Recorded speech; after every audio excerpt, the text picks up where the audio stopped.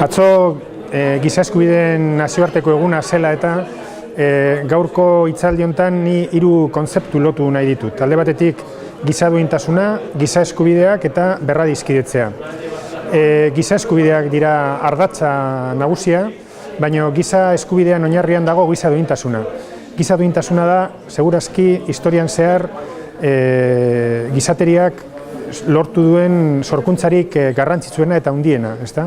Esan nahi du, persona guztiek daukatela duintasuna eta horrek eskatzen duela errespeto bat. Ez gerala bitartekoak, baizik eta kontzientzian aukeratzeko gaitasuna dugula.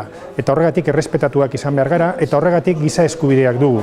Hau, garrantzitsua da politika arloan, nazioarteko mailan, baina baita ere gizarte lanean ere bai, eta orduan lan sozialetan kontutan hartu behar da zer da giza duintasuna. Eskubide guztien oinarrian dago eta askatasun guztien oinarrian dago. Eta, gero giza eskubideak dira horren garapen bat, eta munduan eta etxean badira puntu komun bat bizikidetzarako.